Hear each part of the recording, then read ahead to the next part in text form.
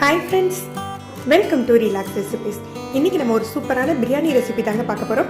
plain biryani எப்படி பண்ணலாம்னு பார்க்கலாம். எப்படி நம்ம நான்வெஜ்ஜோ மட்டன் சிக்கன் இல்ல வெஜிடபிள்ஸ் சேர்க்காம எப்படி டேஸ்டியா பிரியாணி பண்ணலாம்னு தான் இன்னைக்கு பார்க்க போறோங்க. இன்னைக்கு நான் 1 கிலோ அளவுக்கு பிரியாணி பண்ண போறேங்க, plain பிரியாணி. அதுக்கு அளவு சொல்றேன். 400 கிராம் வெங்காயம் நல்ல பொடியா ஸ்லைஸ் பண்ணி வச்சிருக்கேன். நல்லா ஸ்லைஸ் பண்ணிக்கணுங்க மெல்லிசா. 400 கிராம் வெங்காயம் பல்லாரி கட் பண்ணி வச்சிருக்கேன். 300 தக்காளி இதுவும் மெல்லிசா ஸ்லைஸ் பண்ணி எடுத்து வச்சிருக்கேன். அப்புறம் 6 பச்சை மிளகாய், 1 எலுமிச்சம்பழம், அப்புறம் 1 கைப்பிடி அளவுக்கு மல்லி புதினா எடுத்து வச்சிருக்கேங்க. பிரியாணி மசாலா தாளிக்கிறதுக்கு தேவையான பட்டை கிராம்பு ஏலம், இதோட பிரியாணி இலையும் சேர்த்துக்கோங்க. அப்புறம் இஞ்சி பூண்டு விழுது 2 டேபிள் ஸ்பூன் எடுத்து வச்சிருக்கேன். தயிர் ஒரு 150 ml எடுத்து வச்சுருக்கேங்க. இந்த பிரியாணிக்கு plain பிரியாணிக்கு நம்ம நெய் எண்ணெயெல்லாம் நிறைய சேர்க்க வேண்டியது இல்லைங்க, கம்மியாக சேர்த்தாலே போதும். ஆனால் டேஸ்ட்டு நல்லா வரும். உங்களுக்கு காரத்துக்கு தகுந்தாப்புல மிளகாய் தூளும் உப்பு எடுத்துக்கலாம். நான் 1 கிலோ அளவுக்கு பாஸ்மதியை ஒரு 3/4 மணி நேரம் தண்ணியில் ஊற வச்சுருக்கேன். இப்போ நம்ம செய்ய ஆரம்பிச்சிடலாம். ஒரு 2 டேபிள் ஸ்பூன் அளவுக்கு நெய்யும் ஒரு 1/4 கப் எண்ணெயும் எடுத்துருக்கேங்க. இதை சேர்த்துக்கலாம். இப்போ பட்டை கிராம்பு ஏலம் பிரியாணி இலை சேர்த்துக்கோங்க. பிரியாணி இலையும் சேர்த்துக்கோங்க. இது பொரிஞ்சாக்கில் நம்ம வெட்டி வச்ச வெங்காயத்தை சேர்த்துடலாம்.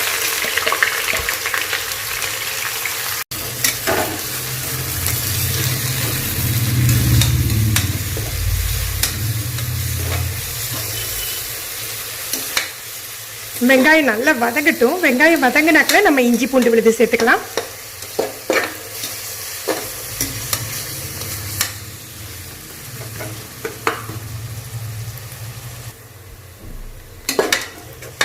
வெங்காயம் நல்ல பொன்முருவலாக வதங்கிட்டு இப்போ நம்ம இஞ்சி பூண்டு விழுதை சேர்த்துடலாம்.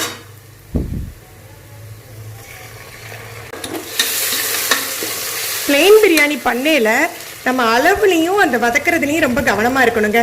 நம்ம ரொம்ப தக்காளியை கொஞ்சம் அதிக அளவில் சேர்த்துட்டா அப்படின்னா அது தக்காளி சாதம் மாதிரி உங்களுக்கு வாசம் வந்துடும், அந்த பிரியாணியோட வாசம் கிடைக்காம போயிடும். அதனால் இஞ்சி பூண்டு விழுது, தக்காளி, நம்ம பிரியாணி மசாலா இந்த அளவுகளில் நம்ம கரெக்டாக இருந்துக்கணுங்க. மினிமம் ஒரு 2 டேபிள் ஸ்பூனாவது நீங்கள் இஞ்சி பூண்டு விழுது சேர்க்கணும். அதே மாதிரி நாங்கள் சேர்க்குற பிரியாணி மசாலா பார்த்தீங்கன்னா கடை மசாலா எதுவுமே யூஸ் பண்ணுறதில்ல. இப்போ இஞ்சி பூண்டு வதங்கிட்டு இப்போ நம்ம தக்காளியை சேர்த்துடலாம்.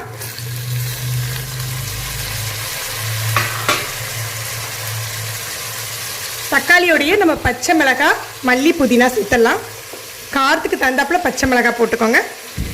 ஏன்னா நம்ம மிளகாய் தூளும் சேர்ப்போம், அதனால காரம் பார்த்துட்டு நீங்கள் போட்டுக்கலாம். தக்காளிக்கு தேவையான அளவு 1 ஸ்பூன் உப்பு சேர்த்து வதக்கிடலாம். உப்பு சேர்த்து வதக்கினா உங்களுக்கு தக்காளி சீக்கிரம் வதங்கிடும். பிரியாணி மசாலாவை பார்த்தீங்கன்னா நம்ம கடை பிரியாணி மசாலா அந்தளவு உங்களுக்கு டேஸ்ட்டு கொடுக்காது, ரொம்ப ஃப்ளேவர்ஃபுல்லாக இருக்கும். நம்ம வீட்டில் திரிக்கிற பிரியாணி மசாலாவே யூஸ் பண்ணிக்கோங்க. ஆல்ரெடி நம்ம சேனலில் பிரியாணி மசாலா வீடியோ போட்டிருக்கேன், அதோட லிங்கை கொடுக்குறேன்.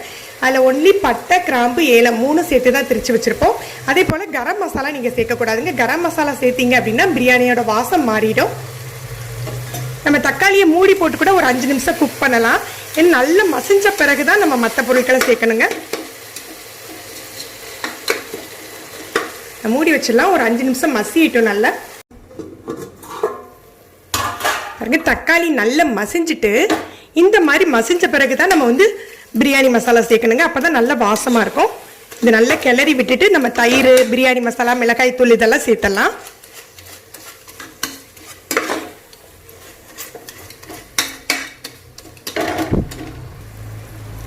பிரியாணி மசாலா சேர்த்துக்கலாம். நம்ம எடுத்து வச்சுருக்கோம் இல்லையா, அந்த தயிரை சேர்த்துக்கோங்க.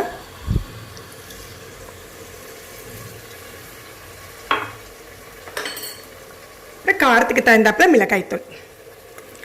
லெமனை நம்ம அரிசி சேர்க்கறதுக்கு முன்னால் இருந்தாங்க லெமன் ஜூஸ் சேர்க்கணும். இதெல்லாம் சேர்த்து நல்லா மிக்ஸ் பண்ணிக்கலாம்.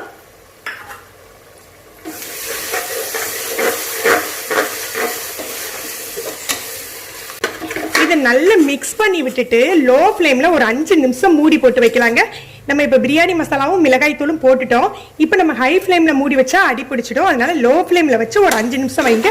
இந்த எண்ணெய் பிரிஞ்ச பிறகு நம்ம தண்ணி சேர்க்கலாம்.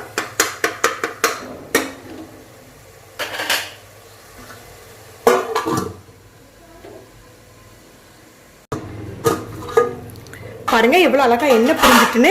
இந்த அளவுக்கு எண்ணெய் பிரிஞ்ச பிறகுதாங்க நம்ம தண்ணி சேர்க்கணும். அப்படின்னா தான் டேஸ்ட் கொடுக்கும் உங்களுக்கு. இதை நல்லா மிக்ஸ் பண்ணி விட்டுறலாம். அடியெல்லாம் பிடிச்சிருக்காது, ஏன்னா நம்ம லோ ஃப்ளேமில் வச்சுருந்தோம் பார்த்தீங்களா, அதனால அடி பிடிக்காது. நல்லா மிக்ஸ் பண்ணியாச்சு. இப்போ பாஸ்மதி தான் நான் எடுத்துருக்கேங்க. 1 கப் அரிசிக்கு 2 கப் வீதம் தண்ணி சேர்த்துக்கோங்க. எந்த கப்பில் நீங்கள் அரிசி அளந்து எடுத்தீங்களோ அதே கப்புக்கு 2 கப் சேர்த்துக்கலாம்.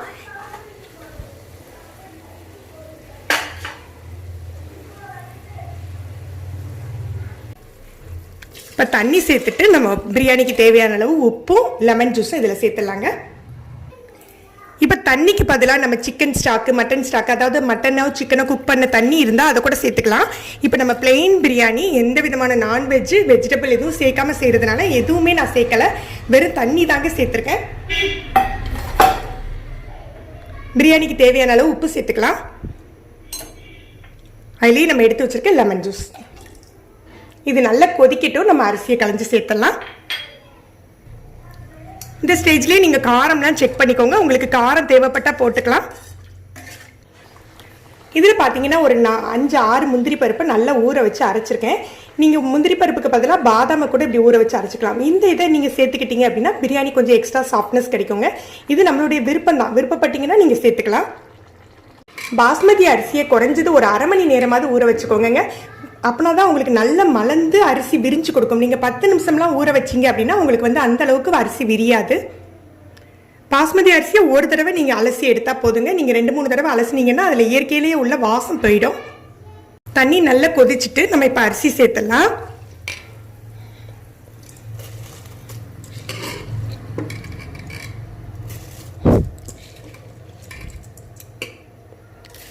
அரிசி சேர்த்துட்டு நல்ல மீடியம் ஃப்ளேமில் வேக வச்சிடலாம். தண்ணியும் அரிசியும் சேர்ந்து வர்ற சமயத்தில் நம்ம தம் போடலாம்.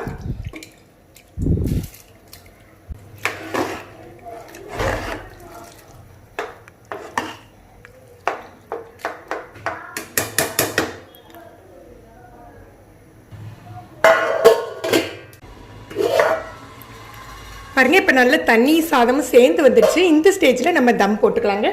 தம் போடுறதுன்னா நல்ல லோ ஃப்ளேமில் வச்சுட்டு ஒரு தோசைக்கல் மேலே இதை டைட்டாக மூடி போட்டு வச்சிடலாம். நல்ல டைட்டான மூடி இருந்தால் மேலே வெயிட் போடணும்னு கூட இல்லைங்க. அதே போல் இதுக்கு ஃபுட் கலர் உங்களோட விருப்பம் தான், உங்களுக்கு விருப்பம் இருந்தால் சேர்த்துக்கோங்க. நான் இங்கே காஷ்மீர் சில்லி பவுடர் போட்டிருக்கிறதுனால நல்லா அதுவே நல்ல கலர் கொடுத்துருக்கு.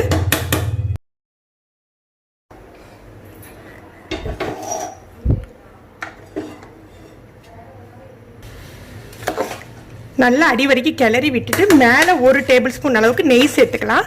நெய் சேர்த்து கொஞ்சம் மல்லி இலை புதினா சேர்த்து மூடி வச்சிடலாம்.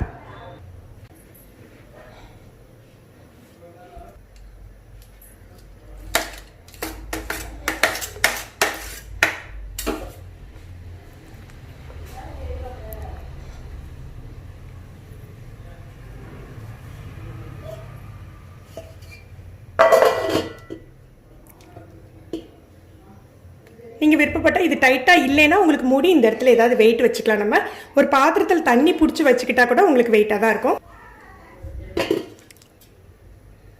ஒரு 15 நிமிஷம் இப்படியே இருக்கட்டுங்க. 15 நிமிஷம் கழித்து அடுப்பை அணைச்சி வச்சுடுங்க. உடனே திறந்து பார்க்க வேண்டாம். எப்படி நம்ம மட்டன் சிக்கன் பிரியாணி வெஜிடபிள் பிரியாணிக்கு தம் முடிஞ்சு 10 நிமிஷம் கழித்து தான் ஓப்பன் பண்ணுவோமோ அதே மாதிரி தான் நம்ம ஓப்பன் பண்ணோம்.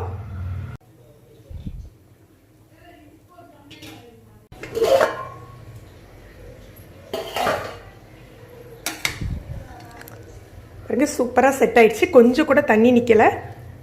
செய்கிறதுக்கு உங்களுக்கு ஈஸியாக இருக்குங்க இந்த ரெசிபி. நீங்கள் இதுக்கு உங்களுக்கு விருப்பம் போல் நான்வெஜ்ஜோ வெஜ்ஜோ சைடிஷ் வச்சுக்கலாம்.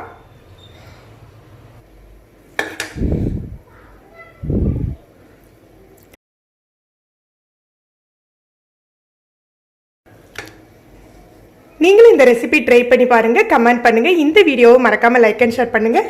இது வரைக்கும் நம்ம சேனலை சப்ஸ்கிரைப் பண்ணாதவங்க சப்ஸ்கிரைப் பண்ணி கீழே உள்ள பெல் பட்டனை ப்ரெஸ் பண்ணுங்கள். அப்போ தான் நம்ம சேனலில் போடுற புது புது வீடியோக்களோட நோட்டிஃபிகேஷன் உங்களுக்கு இமீடியட்டாக கிடைக்கும்.